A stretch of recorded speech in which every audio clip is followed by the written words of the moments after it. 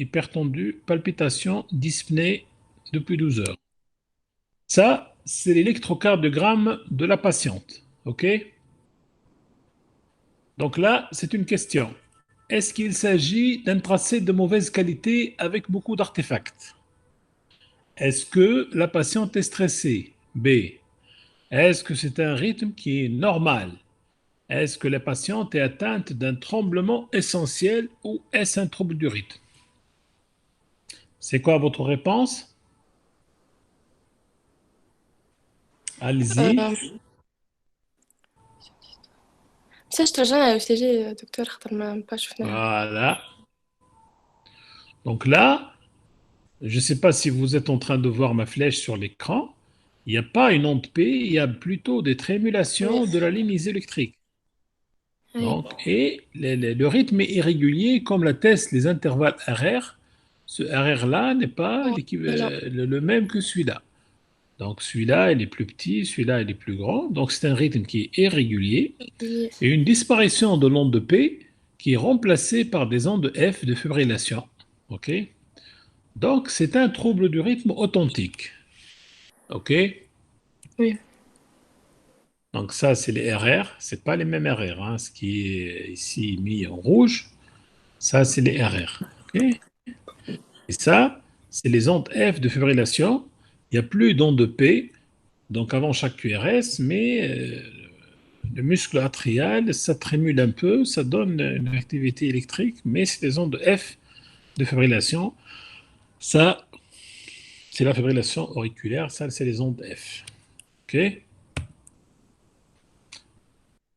Comment on mesure la fréquence cardiaque en cas de fibrillation auriculaire? Est-ce que vous avez idée? Oui, Puisque on l'intervalle. calcule les QRS sur 15 centimètres et on multiplie par 10. Super, donc on va faire une sorte de moyen âge. Donc, puisque si vous prenez un RR, là, ça ne va pas vous donner une idée précise. Donc là, il faut prendre 15 centimètres. Et là, vous calculez les RR. Et puis, qu'est-ce que vous faites? Les 15 centimètres, c'est combien de secondes? 6. Hein? 6 secondes. Oh, 6 10, secondes. voilà. Donc, ce que vous allez trouver, vous allez le multiplier par 10. Et là, vous allez trouver une fréquence de fibrillation auriculaire, n'est-ce pas? En sachant que les fibrillations auriculaires, si elles ne sont pas rapides, c'est autour de 80-90. Mais on peut trouver des fibrillations à 120, 140, 150. OK? Et ça définit la tachyarythmie complète par fibrillation auriculaire. Donc on dit ACFA, arythmie complète par fibrillation auriculaire, et TACFA, c'est la tachyarythmie complète par fibrillation auriculaire. Donc ici, fois 10. Donc la fibrillation atriale, c'est un rythme ventriculaire qui est irrégulier, n'est-ce pas? Il y a une disparition de l'onde de P. Il y a des trémulations de la ligne isoélectrique, c'est les ondes F de fibrillation, et F, dans ce cas, on l'écrit volontiers minuscule, par opposition à l'onde F majuscule du flux auriculaire. Et la fréquence atriale, elle est généralement supérieure à 300 battements par minute, généralement, donc c'est 401. Donc ça, c'est la fibrillation auriculaire, et ça, c'est les signes électriques, n'est-ce pas? Est-ce que vous êtes en train de suivre? Docteur, Oui? est-ce que c'est obligatoire Oui, de je vous trouver entends. une trémulation de la ligne isoélectrique ou pas؟ معناها لازم ديما كل ما عندنا fibrillation atriale نلقاو عندنا trémulation والا la disparition de l'onde P suffit pour dire que c'est une AFA. Oui, mais la disparition de l'onde de P, ok, elle n'est plus là. Hmm. Mais quand même, le myocarde atrial, il bouge un peu, il y a un peu d'électricité. Donc là, vous allez trouver des trémulations électriques, sauf dans une seule situation, qui est la paralysie auriculaire. Parfois, les gens qui ont des fibrillations auriculaires très anciennes, il y a une paralysie, et là, tu ne vas pas trouver des trémulations, tu vas trouver un tracé plat. Mais ça, c'est exceptionnel. Ça définit les rythmes d'échappement jonctionnel, mais ça, c'est un détail. Ce que vous devez retenir à votre stade, c'est que l'onde P, elle disparaît, elle est remplacée par des petites ondes F de fibrillation, c'est des trémulations électriques. Ça, c'est ce que vous voyez pratiquement dans tous les cas. OK? Est-ce que vous êtes en train de me suivre? Oui. Oui. Allô? C'est bon? Ah, ok, on Oui, passe. docteur. Ouais. Donc la fibrillation auriculaire, c'est une définition électrique. Et j'insiste là sur cet élément très très important parce que là, il suffit pas que le patient rapporte un rythme qui est régulier, etc., pour porter le diagnostic de fibrillation auriculaire et pour dire que le patient il a une fibrillation auriculaire. Il faut une documentation électrique du trouble du rythme pour démarrer le traitement. Cette documentation du trouble du rythme peut se faire par un électrocardiogramme, et c'est la référence, mais également par l'altérythmique, rythmique, l'enregistrement électrique des 24 heures, ou bien il y a des enregistrements de longue durée qui peuvent aller jusqu'à même plusieurs mois, mais la documentation électrique, sachez-le, c'est quelque chose d'indispensable pour porter le diagnostic et traiter après. Donc ça, c'est le cœur normal à gauche. Vous avez une nœud sinusale qui donne des impulsions de manière régulière. Donc, ça va dépolariser le myocarde atrial droit, puis le myocarde atrial gauche, puis l'activité, vous savez très bien, elle passe par le nœud AV, puis le tronc de faisceau de His, puis la branche droite et la branche gauche. Et là, c'est l'activité normale, c'est le P. Quand on, donc, l'onde de P, donc c'est l'activité électrique du myocarde atrial, puis un petit retard de conduction à cause du freinage de la conduction par le nœud auriculo-ventriculaire, puis le QRS, puis l'onde T. Ça, c'est normal. Quand on a une fibrillation auriculaire, là, il n'y a plus de nœud sinusal qui donne une impulsion qui va dépolariser tout. Là, il y a de la fibrose et à plusieurs endroits, chacun va donner une petite activité électrique. Et donc, cette activité électrique, c'est les ondes F de fibrillation. Parfois, ça passe. Donc, quand l'impulsion elle arrive là, parfois elle passe pas. Et donc, c'est ce qui explique pourquoi la réponse ventriculaire, elle n'est pas régulière. Donc, c'est une arythmie cardiaque par fibrillation auriculaire. C'est la fibrillation à l'étage atrial et le rythme, il est irrégulier à l'étage ventriculaire. N'est-ce pas? Oui. Donc, le cas numéro un, donc vous continuez à lire l'énoncé, s'il vous plaît. Allez-y, continuez. 20 minutes après son admission aux urgences, Madame Saïda appelle l'externe de garde et lui dit qu'elle va mieux. Elle ne ressent plus les palpitations. On refait un deuxième ECG. Donc, Et là, qu'est-ce que vous voyez à l'ECG sur ce deuxième électro? disparition de la trémulation. C'est quoi? Qu'est-ce qu'elle a, la trémulation? Non, disparition de la trémulation. Voilà. Et Et donc, le c'est un rythme rythme, Le comment rythme il est? sinusal. régulier. Voilà, il est régulier. OK. Et est-ce qu'on voit, on identifie une onde de P devant chaque QRS ou pas? Non, non. Si, Faites attention. si, Il y a Oui, si. une je onde de vois, P il est parce dans le P. Si, si, il y a une onde P. Le rythme est voilà. sinusal. Donc là, qu'est-ce que vous constatez? Donc la Une patiente, réduction de votre la maîtresse C, elle fibrillation. a fait une fibrillation. Mais en V1, elle est absente. Où? En V1, V1 lent. Elle est là. Il y a une Elle est là. réduction de la alpha. Elle est réduite. Voilà.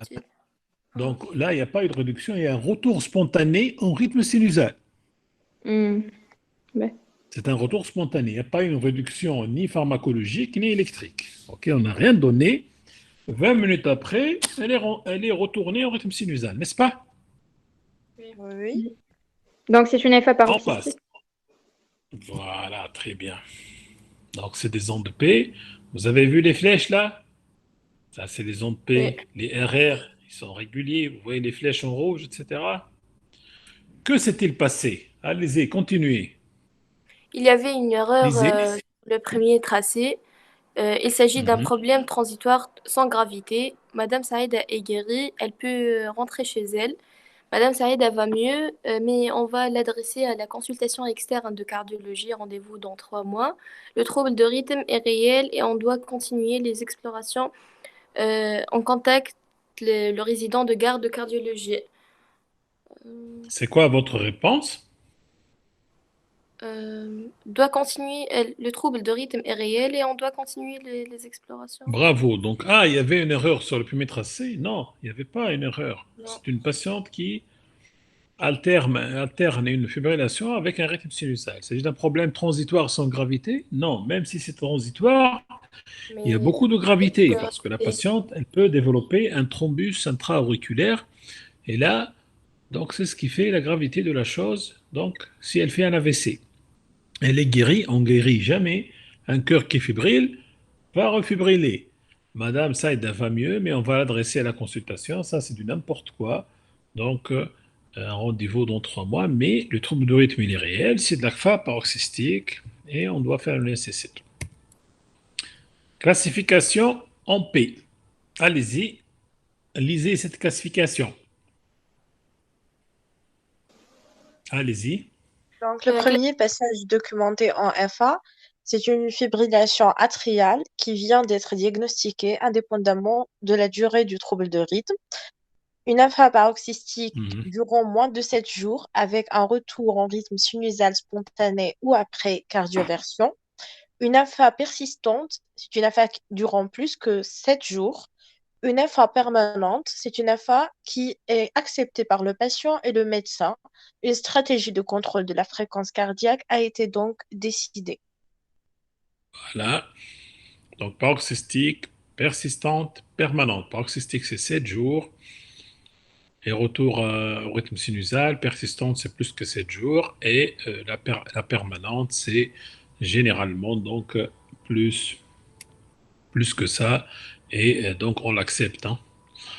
De point de vue complication, là, j'insiste sur cette diapositive pour dire que les complications de l'AFA paroxystique, c'est les mêmes que l'affaire persistante, c'est la même que l'affaire permanente. Donc, toute fibrillation auriculaire, ça peut se compliquer. La tolérance hémodynamique. Là, on va voir un cas avec une mauvaise tolérance hémodynamique. Qui peut lire ce cas clinique, s'il vous plaît? Monsieur Hedi est un patient de 72 ans, HTIA, donc hypertendu, diabétique, coronarien depuis 12 ans, antécédent d'IDM antérieur, dilaté à plusieurs reprises sur les 3 axes coronaires. Il est stade de CMI FEVG ABC à 30%. Le SAMU le ramène aux PMI, urgences. c'est la cardiomyopathie ischémique. Oui. Le SAMU le ramène aux urgences, dyspnée aiguë d'installation brutale, il est confus, TAS 70 mm de mercure, Tension fréquence artérielle cardiaque. systolique. Mhm. Fréquence cardiaque à 170 battements par minute, pouls irrégulier, extrémité froide.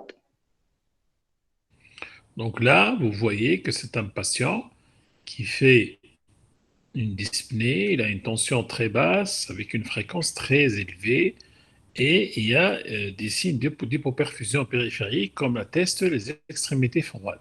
Et sur le plan électrique, qu'est-ce que vous voyez ici? Une tachycardie Très irrégulière, bien. AQRS fin. Elle est éradiquée. Très bien, bravo. Et on ne voit plus d'onde de P. Il n'y a plus Et d'entrée. donc, c'est une fibrillation auriculaire rapide. Rien que la rapidité, elle peut expliquer l'altération de l'hémodynamique et la dyspnée. Mais ici, c'est une fréquence cardiaque qui est rapide, mais le cœur, déjà, il est malade. Donc, la fraction d'éjection ventriculaire gauche, elle est déjà basse. Donc, c'est ce qui complique encore plus les choses et c'est ce qui rend la tolérance hémodynamique mauvaise. Parce que imaginez un cœur déjà qui fonctionne avec une fraction d'éjection à 25%, ou 30%, ou 35%. Donc, déjà, la fonction VG elle est très diminuée. Et imaginez qu'avec une fréquence rapide, c'est un cœur qui se remplit mal, qui éjecte mal, etc. Et donc là, vous allez avoir des conséquences hémodynamiques fâcheuses. Donc l'explication, c'est la fréquence qui est élevée et c'est la dysfonction ventriculaire gauche préexistante, c'est la cardiopathie préexistante. Conduite à tenir en urgence. Allez-y, lisez. Oxygène, voie d'abord, scope sonde urinaire. Ça va de soi. Hmm, oui. De butamine en IV, non. Mhm. Cordarone en OK. IV. Lazilix IV, hmm, Oui. Oui, non, bon, Oui. il a une dyspnée Ça dépend. crépitant, mais la zélix va baisser la tension. Bon, ok, Ouais. on va voir. Héparine IV, Héparine en IV, oui. oui, on a besoin d'anticoaguler. Pacemaker en urgence, c'est pas possible. Et commence un Non. traitement médical et réévalue. Oui. Mhm. Autre. L'oxygène, bien sûr, elle a besoin d'oxygène, de voie d'abord, de scope, de sonde urinaire, l'héparine. Et autres, on va voir. Qu'est-ce qu'elle a besoin, ce patient, en urgence? Il faut reconstituer, il faut remplir Réduire. la partie. Voilà. Qu'est-ce qu'on fait? hum, C'est Choc, quoi? Une choc C'est électrique cardioversion. externe. Un choc électrique Voilà, externe. ça, c'est pour vous dire que tout trouble du rythme est mal toléré. La sanction, c'est un choc électrique externe. Allez-y, lisez. Une FA mal tolérée sur le plan hémodynamique, c'est une urgence thérapeutique extrême. Mise en condition du patient, sédation si le patient est encore conscient, bolus d'héparine en IV, choc électrique externe synchrone en urgence. Bravo.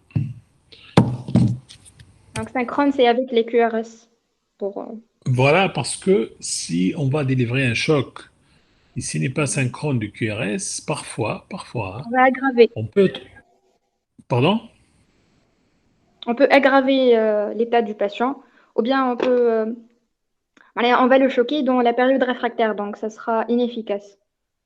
Non, on va le choquer dans la période pas réfractaire, mais dans la période vulnérable. Vulnérable, c'est-à-dire le sommet de l'onde de T, ou bien les 30-40 millisecondes qui précèdent le sommet de l'onde de T. Ça, si par malchance, vous avez de l'énergie électrique reçue par le cœur en ce moment-là, là, ça peut déclencher des troubles du rythme graves, type au lieu de choquer le patient et avoir un retour rythme sinusal, on va avoir une fibrillation ventriculaire ou bien on va avoir une TV. OK? C'est pour éviter la période vulnérable du cœur. OK? OK? Oui, oui, oui. Super. Diagnostic étiologique. Allez-y, qui peut lire le cas 3 pour voir les étiologies un peu. Donc, on a vu Oui. le cas de l'FA paroxystique, on a vu le cas de la mauvaise tolérance hémodynamique, et là, on va voir une des formes étiologiques. Vas-y. Donc, Madame Inès, âgée de 34 ans, aux antécédents de rhumatisme articulaire aigu au jeune âge, mal suivie depuis. Donc, elle consulte son médecin de famille pour une dyspnée d'effort type NIHA 2 et des palpitations évoluant depuis 2 mois. À l'examen, la tension artérielle était de 12,7, le pouls était irrégulier. À l'auscultation cardiaque, on note un roulement diastolique au foyer mitral avec à l'auscultation pulmonaire, pas de râle et pas de signe d'insuffisance droite. Très bien. Et ça, c'est l'électro. Allez-y, analysez électro. Donc c'est pas un rythme sinusal, le rythme est irrégulier. Je crois que Mhm. c'est un flatteur atrial. Le Donc flûteur. Le flûteur, bon, non, non, c'est pas un flûteur. c'est pas d'accord. Le flûteur, c'est des ondes F de flûteur. Elles sont en toit d'usine, en dents de scie. Là, c'est pas le cas. Ça ressemble un peu, je suis d'accord avec toi, mais c'est pas ça. OK? Et Oui. Donc la le flûteur, fréquence, généralement, tu as une fréquence à 150. Généralement. Là, c'est pas le cas. Donc là, c'est des ondes F en D2, D3, AVF. Ça ressemble au flûteur, mais c'est pas un flûteur. Et le flûteur, la fréquence des ondes F de flûteur, c'est combien? 2 sur un QRS. Donc c'est généralement 300. Là, c'est pas le cas. Là, c'est même plus. OK? Donc là, c'est de la fibrillation auriculaire. Et la fréquence, elle est à combien? donc 15 On prend centimètres. nos 15 centimètres. Donc là, on va calculer combien on va trouver. Elle est autour de 110, presque 115. OK? Donc, On oui. passe aux questions. Que faire? Donc Allez-y, continuez. ce n'est pas de l'EFA, elle est trop jeune, non. On lui donne C'est un vrai que bolus de... la FA, classiquement, on la voit chez le sujet âgé. Mais quand on a des étiologies, on peut l'avoir, c'est le sujet jeune. Donc là, c'est faux. OK. On lui donne un bolus de cordarone péros, la FA est bien tolérée. Non. Non, parce que le fait de donner de la cordarone, qui est un antiarythmique, si par malchance il réduit la fibrillation, et le patient peut te faire une embolie de régularisation. C'est-à-dire, il y avait un thrombus jusque-là, et là, quand l'oreillette elle reprend un rythme, une activité mécanique correcte, là, donc ça peut créer des soucis. Donc on ne donne pas de la cordarone comme ça. Allez-y, continuez. On adresse à la, oui, oui.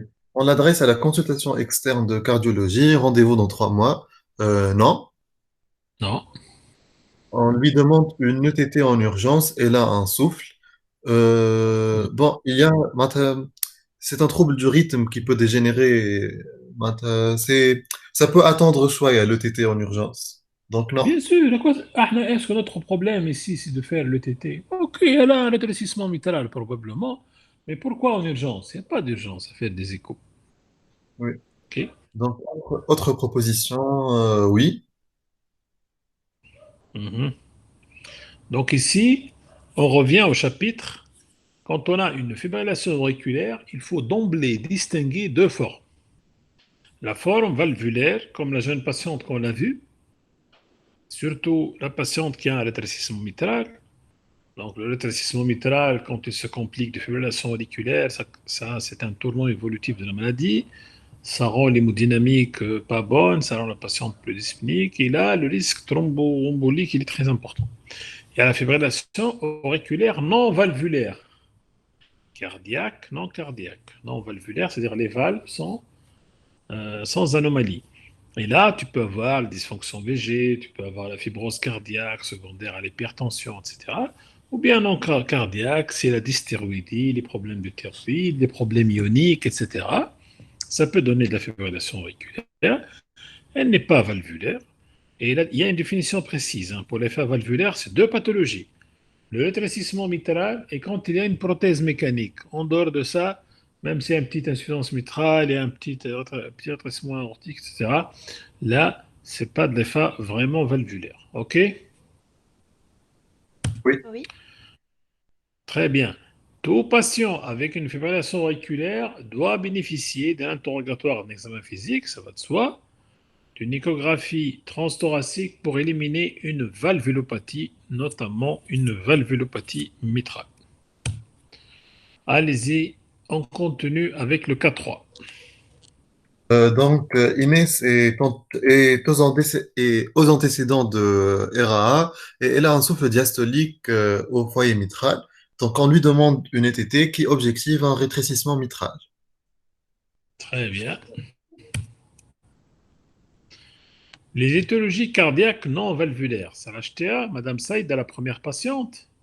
C'est la cardiopathie ischémique. Monsieur Head est le deuxième patient qui, quand il a fait un passage en fibrillation auriculaire rapide, la tolérance hémodynamique était mauvaise. C'est les cardiopathies congénitales, quand il y a une communication interauriculaire avec une surcharge volumétrique de l'oreillette droite puis de l'oreillette gauche, une fois le retour, il est important. Veineux, là, ça dilate les oreillettes, donc ça donne de la fibrose après, ça donne de la fibrillation auriculaire. Les CMD, les cardiomyopathies dilatées, les cardiopathies hypertensives, les péricardites. Parfois, vous avez des patients qui font des péricardites qui viennent pour des palpitations, pour de l'EFA. Après, on trouve qu'il y a du liquide dans le péricarde. Donc, il y a plusieurs étiologies cardiaques non valvulaires de la fibrillation auriculaire. Les étiologies extracardiaques, c'est les troubles ioniques, l'hypocalémie. Parfois, tu as des malades, l'hypocalémie donne de l'EFA, on corrige la calémie, c'est fini. OK? Les troubles endocriniens, c'est l'hyperthyroïdie, la pathologie pulmonaire, les BPCO, les syndromes d'apnée de sommeil, l'embolie pulmonaire, la pneumopathie aiguë, tout ça, ça peut donner de la fibrillation auriculaire et l'étiologie, elle est extracardiaque. Donc, une fois on a un patient qui fait de la fibrillation auriculaire, on l'a dit, il y a un risque hémodynamique, en aigu, dyspnée, mauvaise tolérance, etc. Ça dépend de la cardiopathie, sous-jacente, de l'âge, de la fréquence de la fibrillation auriculaire. Mais parfois, on a un patient, par exemple, qui a 50 ans, là, il fait une fibrillation, Et l'autre, 25 ans, il fait une autre fibrillation. Est-ce qu'on va les traiter de la même manière? Est-ce que le risque thromboembolique chez ces deux patients est le même? Donc là, il faut quand même une évaluation du risque thromboembolique parce qu'on va prendre une décision, celle d'anticoaguler le patient. C'est une décision lourde quand même. On va mettre le patient sous anticoagulant, on va lui donner un traitement. Donc attention, on ne prend pas d'autres médicaments. Il ne faut pas se cogner parce que ça peut saigner, etc. Donc là, il faut évaluer le risque thromboembolique. Le cas numéro 4, allez-y, lisez s'il vous plaît.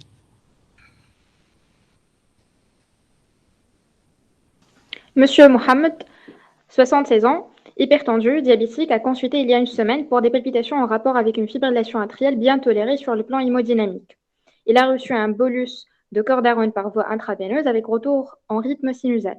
Actuellement, elle se présente avec une hémiplégie droite avec une participation faciale. Le diagnostic d'AVC ischémique a été retenu après une TDM cérébrale. Voilà, donc il ne faut pas en arriver là, hein. Donner de la Mhm. corde à rendre, restituer le rythme. Après, on a un malade qui a un AVC, c'est comme si on n'a rien fait, hein. Au contraire, on a aggravé les choses. Mhm. Continuez, Euh, s'il vous plaît.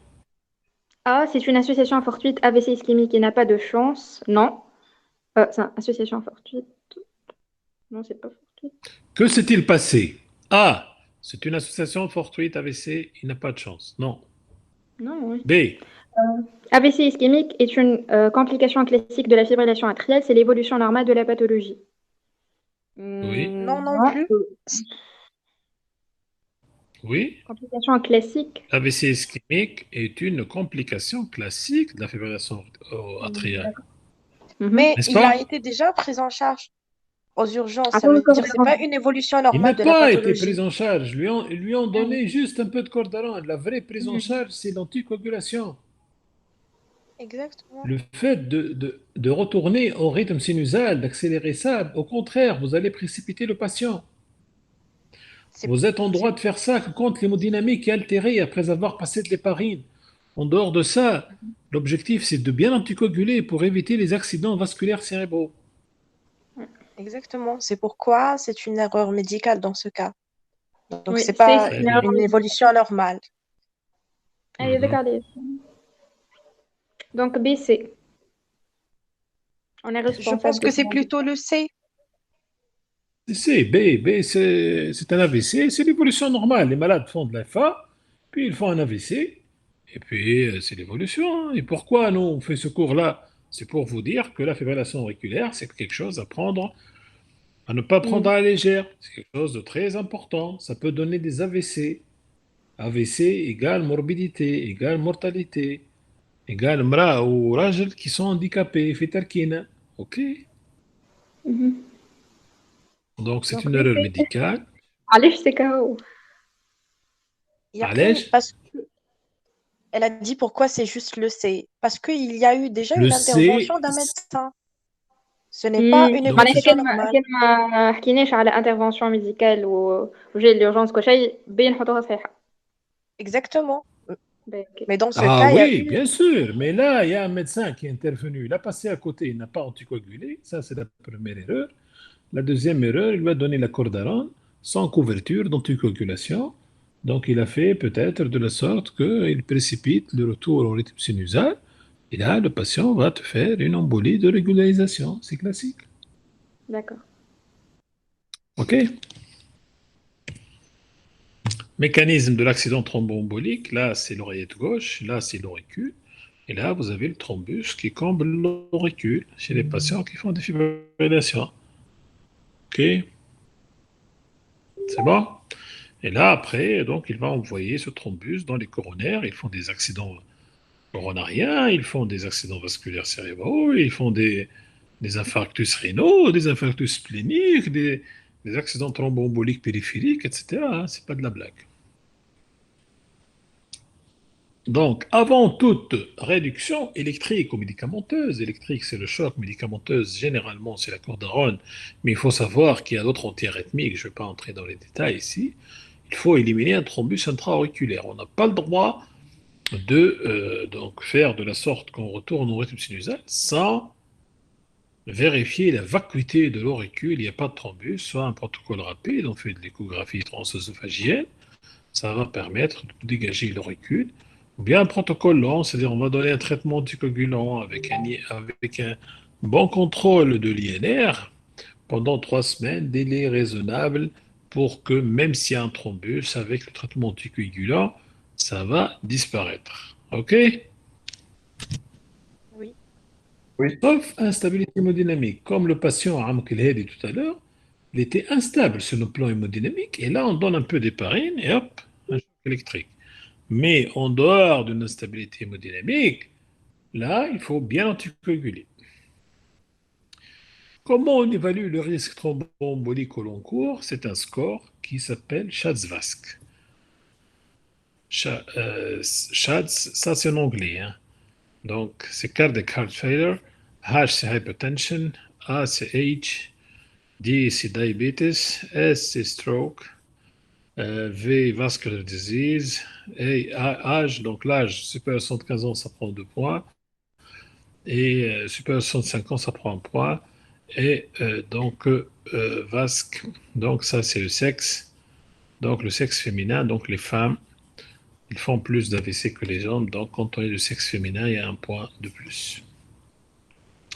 Donc la fibrillation auriculaire, elle est valvulaire, non valvulaire.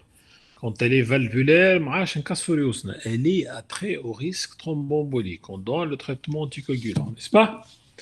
Mais quand elle n'est pas valvulaire, on va calculer le Schatzvask supérieur à 1 pour les hommes ou bien supérieur ou égal à 2 pour les femmes, c'est le risque cardiovasculaire, ou bien dans le cas contraire, c'est le faible risque. Faisons un peu d'exercice, nous allons revoir nos patients et évaluer le risque thromboembolique. Madame Saïd, c'est quoi le risque, c'est quoi le Schatzvask comme t'as Saïd? L'âge, 1 point. HTA, 1 point. 2 points, oui. Sexe féminin, 1 point. Ouais, 3. 3 points. Oui, donc 3 points. Est-ce qu'il C'est y a déjà haut risque? Oui, au risque. Hypertension artérielle. Non? Ça, c'est l'HTA. Ça, c'est l'HTA, ça prend un point. Donc là, déjà, Ok, c'est au risque. 3 points. Supérieur à Donc, 2. elle est à très haut risque. Très haut risque thromboembolique. Là, c'est une patiente anticoagulée, il n'y a pas de doute. Madame, sexe féminin, 67 ans, c'est l'âge, et l'HTA. Si c'était 76 ans, le Schatzvask, ça devient combien? 4. 4. 4. Donc, le Schatzvask. Bon, هو شفت CHA2 DS2, hein. Bon, mais on simplifie, nous on dit Schatzvask. On ne va pas dire SHA2 DS2 Vask, ok? Ça, c'est le score. Depuis des années, c'est le score qui permet de nous faciliter l'approche des malades qui ont une fibrillation auriculaire. Monsieur Docteur, Hedi, allez-y, évaluez le Schatzvask. docteur, j'ai une question. Allez-y, En fait, pour allez-y. le point, l'âge supérieur à 65 ou l'âge supérieur à 75. مثلا كان واحد عمره أكثر من 75, est-ce qu'on comptabilise معناتها 3 points pour l'âge ou elle a juste supérieur à 75, donc 2 points? 2 points كهو. هكا هو بشر واحد سوبر 75 2 بوان اقل 1 بوان D'accord, ok, merci. اقل واكثر من 65 بيان سور 50 سنه صفر. Voilà, اوكي merci. Oui, merci. اوكي هاي كمل هاي شاد زفاسك نتاع عمك الهادي il a Donc, 72 ans 32 ans, donc 1 point. 1 HTA, point 1 voilà point. 1 point Diabète, 1 diabète point. Donc 1 déjà point 3 points. voilà coronarien 1 point, c'est non, un autre 2. point vascular disease. 2. 2 points. voilà il a une cardiopathie une dysfonction VG c'est l'insuffisance cardiaque donc combien de points là 5 points n'est-ce pas? Oui. Très bien. Madame Inès, allez, calculez-moi le Schatzvask. Donc, Euh, Mais Ahmed, vas-y. ليه انا ديجا عملت مش انت. Le sexe féminin, donc elle a un point. Mhm, Euh, je pense que c'est juste ça. Elle a un point. mhm. Donc, elle a un faible risque thromboembolique, cette dame. Non, elle est valvulaire, Oui. donc systématiquement à haut risque. Rétrécissement Donc, mitral serré. allez-y, lis-moi alors. FA valvulaire, haut risque thromboembolique. On n'utilise pas le score Chas-Vasque. OK? D'accord, Donc c'est là, clair. tu es tombé un tout petit peu dans le piège, puis tu t'es rattrapé. Très bien. Tu as calculé, tu as commencé à calculer, tu as trouvé un point, et puis tu m'as dit valvulaire, donc là, c'est bien. Il n'y a pas de calcul quand il y a une prothèse mécanique ou bien quand il y a un rétrécissement mitral. Le Schatzvask, c'est pour la fibrillation auriculaire non valvulaire. OK? Oui. Très bien. Ah, نرجع لسي Mohamed. Hein. C'est quoi le Schatzvask de Si Mohamed?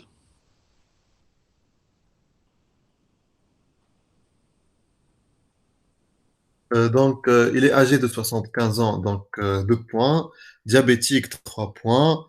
Euh, Hypertendu. voilà, hypertendu, donc c'est déjà 4 points. Et il a fait un AVC, c'est 2 points. Ah, Iri, est-ce que l'AVC, on le comptabilise?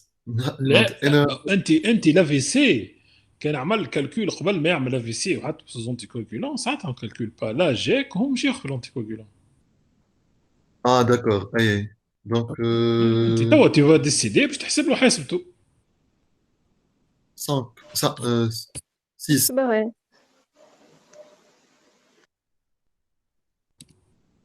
très bien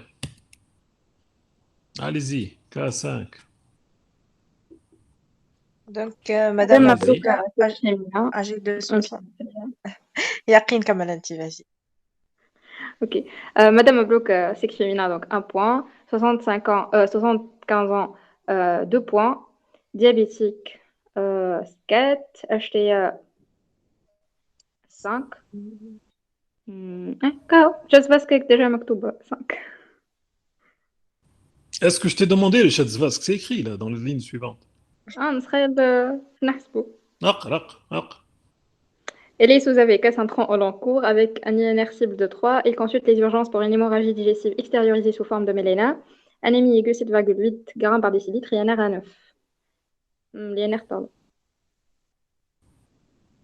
Reprise de l'interrogatoire. Elle a pris de l'aspirine pour des céphalées. très bien donc là c'est pour Interaction insister médicamenteuse. Avec un sur les INR interactions à 9. médicamenteuses et sur l'importance de l'éducation thérapeutique chez les patients. Voilà, on ne met pas les malades sous antivitamine K sans discuter avec eux, sans leur expliquer. Ça fait partie de notre boulot. OK. Allez-y. Le traitement anticoagulant en cours, un risque hémorragique surtout chez le sujet âgé. Score Hasbled. Problème d'interaction médicamenteuse C'est en un cours. score par opposition au score Schatzvask. Schatzvask, c'est pour voir les De complications risque hémorragique. thromboemboliques. Ah, voilà, c'est le risque hémorragique. Ouais.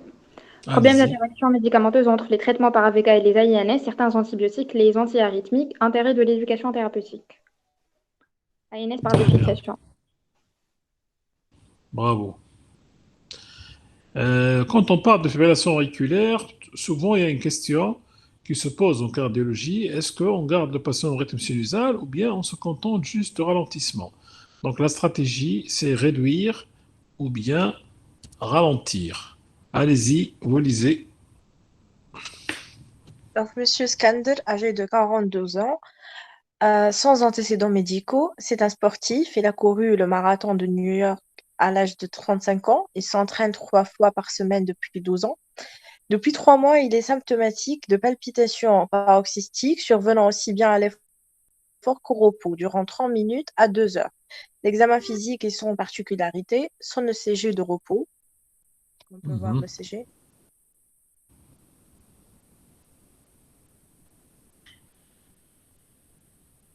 Qu'est-ce que vous pouvez dire sur le CG?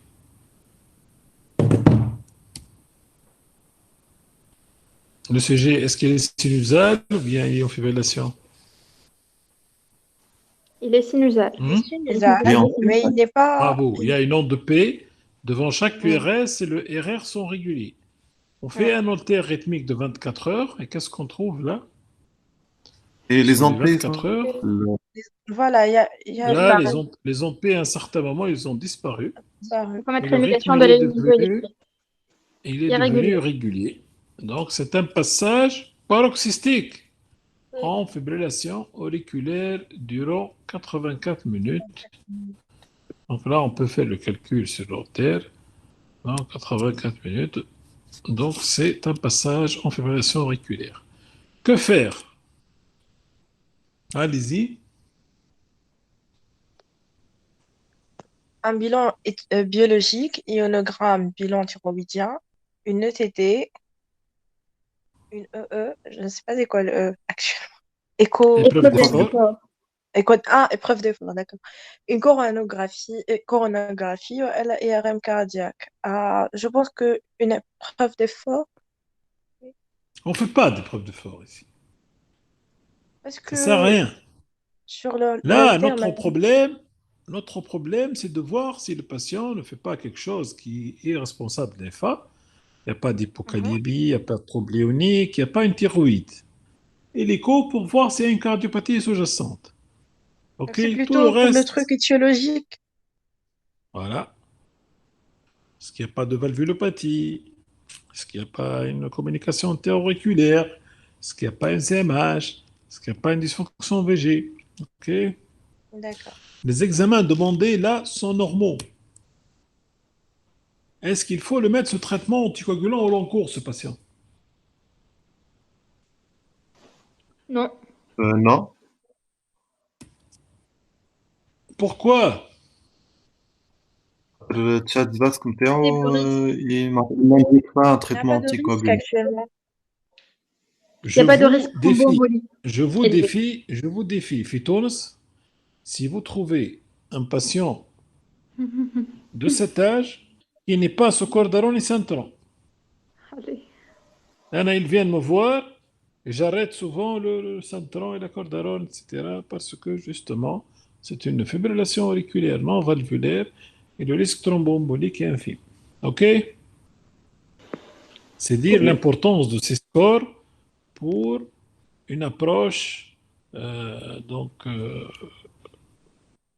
raisonnable chez ces patients-là. Donc là, comment on va faire? Comment on va prévenir la récidive des accès?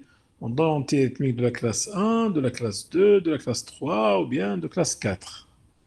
Donc le cœur il est bon, généralement on donne la flécaïne ou bien on donne les bêta-bloqueurs. La flécaïne quand il y a une composante vagale, surtout, et cardentielle, c'est les bêta-bloqueurs quand c'est de l'effet adrénergique qui survient lors du stress, de l'effort, etc. Bien sûr, vous allez voir le cours sur le traitement antiarythmique, les NC, les 3, etc. Donc il y a deux attitudes, celle de réduire le trouble du rythme et celle de ralentir. Réduire généralement chez le sujet jeune, quand le patient est très symptomatique, quand il passe son EFA, là il faut réduire. Ou bien une EFA récente avec une cause aiguë réversible, ou bien quand il fait une insuffisance cardiaque, là on ne va pas jouer, il faut réduire. Ralentir, sujet âgé, patient qui ne la sent pas, on donne un peu de bêta-bloqueur, etc. On essaie de réduire le rythme pour rendre donc le patient asymptomatique. Il peut vivre avec sa fibrillation auriculaire. Quand la fibrillation auriculaire est très ancienne, l'anatomie est défavorable, les oreilles sont très dilatées, les chances pour réduire donc le patient sont infimes. Quand il y a une valvulopathie, bien sûr, sous-jacente, on ne va pas réduire. La valvulopathie, elle est là, l'anatomie défavorable, elle est là, donc ça va récidiver, ça ne sert à rien. Il y a ce qu'on appelle l'ablation par radiofréquence.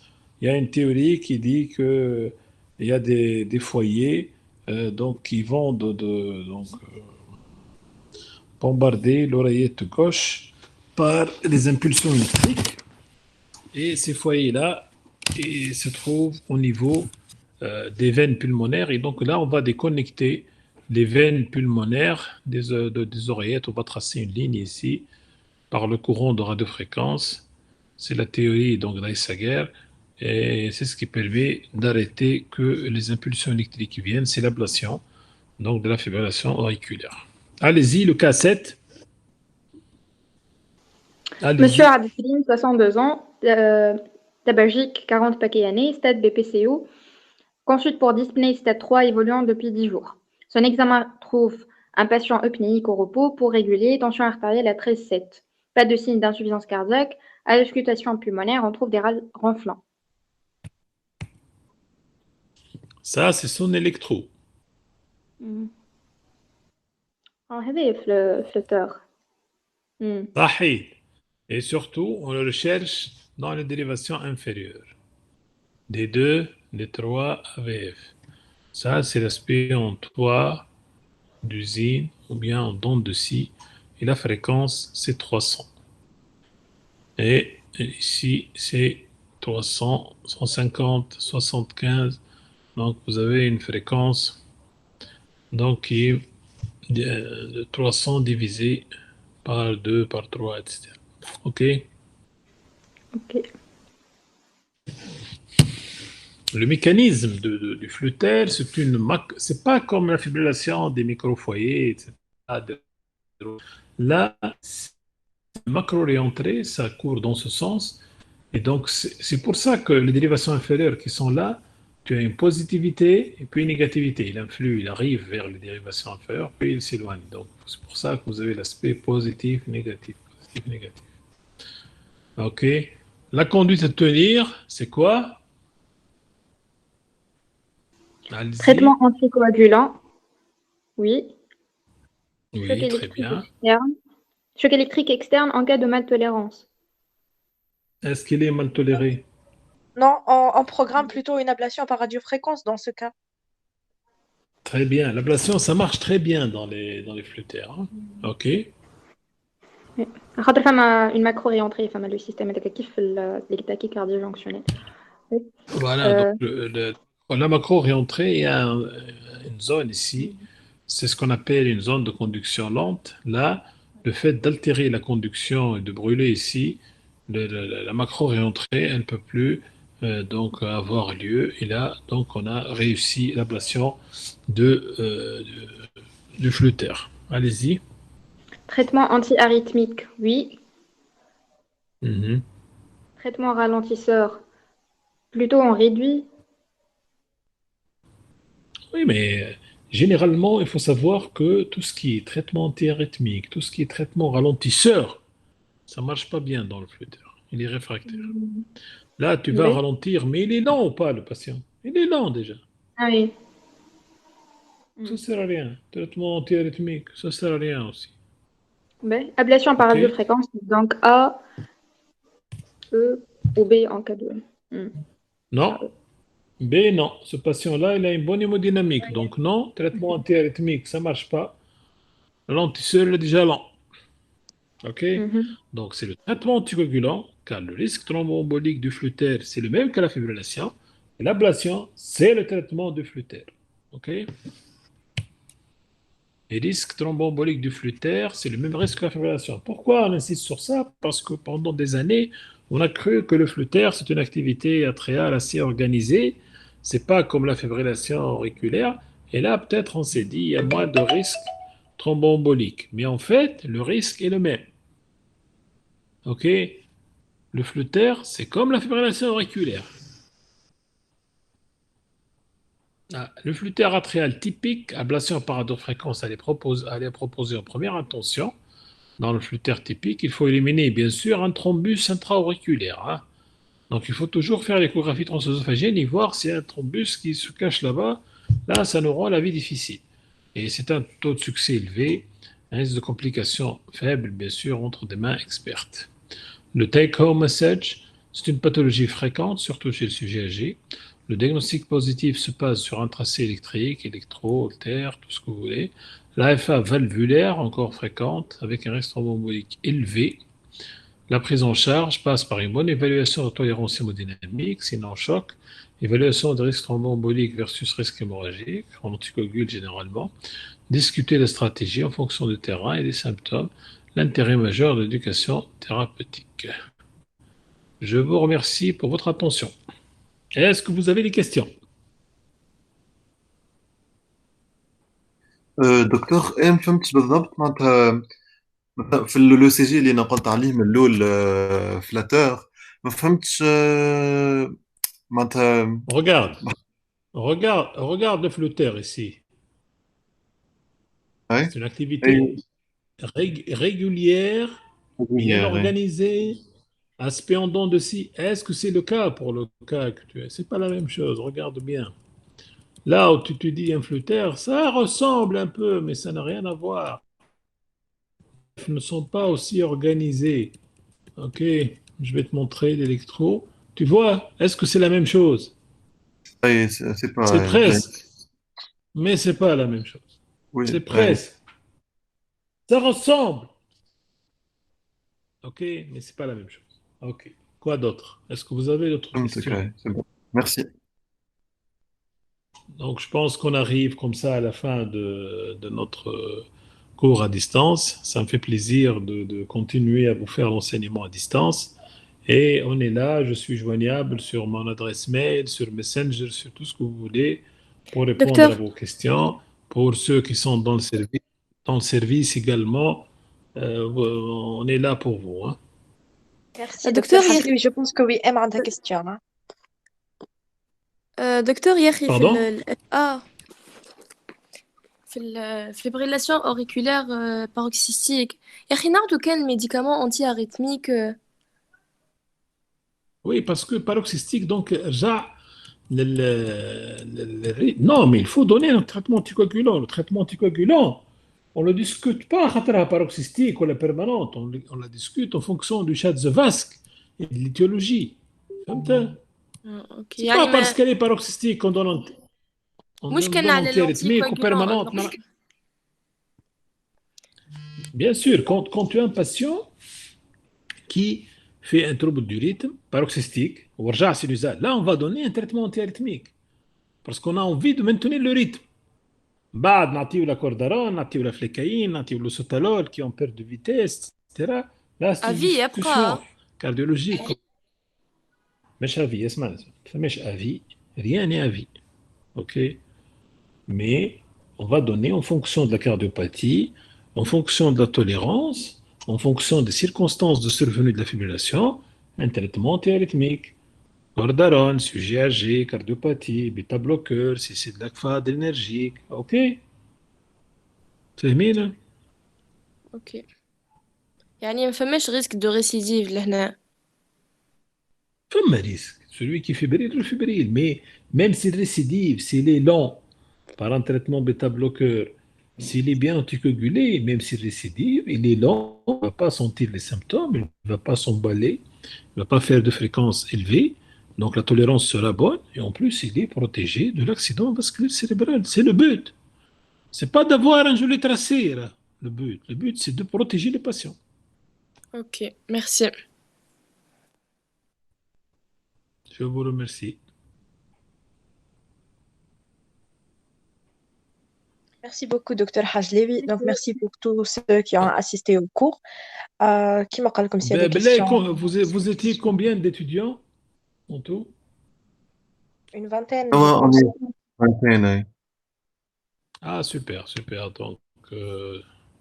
Donc je vois ici وئام الأسود هيثم هذلي رواء خضر عبير مصباحي أحمد c'est bien نداه نسرين يقين c'est bien ok وفما شكون super خرج من بكري شويه اللي خرجوا خاطر الوقت وفيه معناها جوست اللي وفيه الوقت فما شكون اللي خرجوا داكور très bien ok بوكو احمد تنجم توقف l'enregistrement